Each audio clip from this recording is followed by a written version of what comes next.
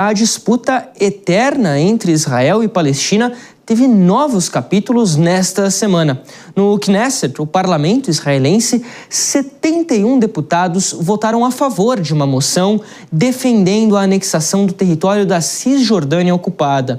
O texto diz que Israel possui um direito natural, histórico e legal sobre a região e afirma que a medida fortalece o Estado israelense e a segurança do país.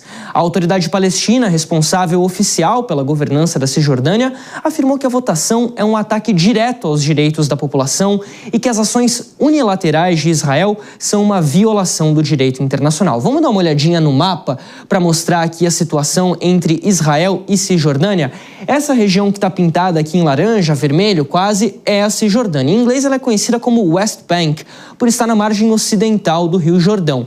Tudo que vocês estão vendo aqui de fronteira com Israel é murado, não há possibilidade de passagem fácil entre um lado e outro, conhecido até como Muro da Vergonha.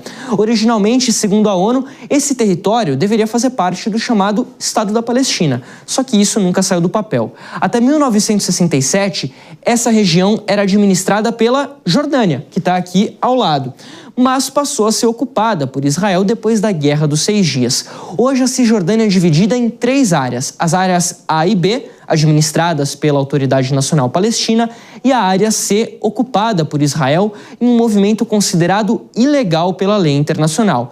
Aqui, nesse espaço pequeno, vivem entre 2 a 3 milhões de pessoas, incluindo quase 500 mil judeus israelenses em assentamentos, que têm ficado cada vez maiores nos últimos meses. Os israelenses, inclusive, chamam essa região de Judéia e Samária e dizem que tem soberania sobre toda a área. Só que a discussão nessa semana não parou por aí. Na quinta-feira, o presidente da França, Emmanuel Macron, anunciou que o país vai reconhecer o Estado palestino em setembro, durante a Assembleia Geral da ONU. E aí a gente tem uma outra arte para trazer, porque essa medida é histórica. São mais de 140 países que reconhecem a Palestina oficialmente como Estado, incluindo o Brasil. Nesse mapa, todos os países pintados de vermelho. Mas a França se tornou o primeiro país do G7 a adotar essa postura, o que pode influenciar outros estados a irem pelo mesmo caminho. Se a gente olhar aqui no mapa, por exemplo, muitos países europeus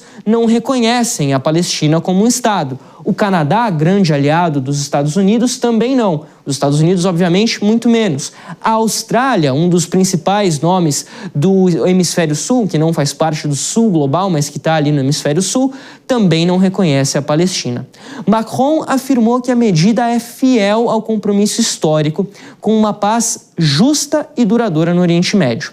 O anúncio foi comemorado pelas lideranças palestinas, mas rejeitado por Israel. O primeiro-ministro Benjamin Netanyahu afirmou que os palestinos não querem um Estado ao lado de Israel, e sim um Estado no lugar de Israel. Os Estados Unidos também foram contrários e, segundo o secretário de Estado Marco Rubio, a decisão serve como propaganda para o Hamas e adia a paz na região.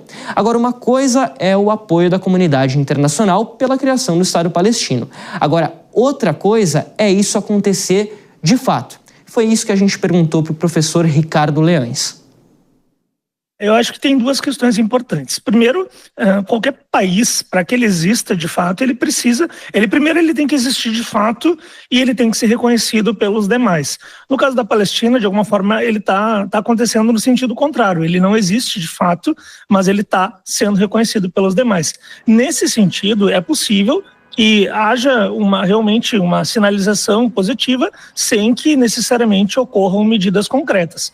Para que esse reconhecimento formal se torne efetivamente na criação de um Estado palestino, sem dúvida, deveria haver uma pressão efetiva da comunidade internacional sobre o Estado de Israel.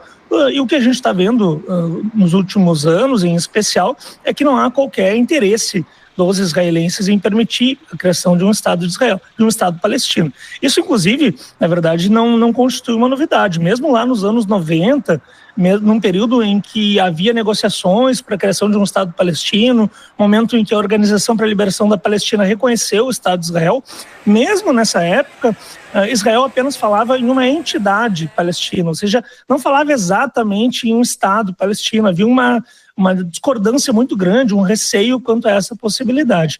Então, de fato, sem uma pressão concreta sobre o Estado de Israel, é impossível que o Estado palestino saia do papel.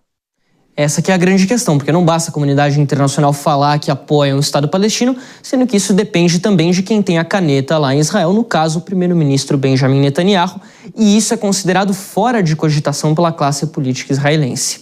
A gente também perguntou sobre o que está por trás da tentativa de anexação da Cisjordânia por parte de Israel, um tema que também não é novidade. Um dos motivos pode ser a vantagem geográfica para a defesa militar. Ela é contraproducente no sentido de quem quer a paz e de quem deseja que os palestinos tenham o seu próprio Estado.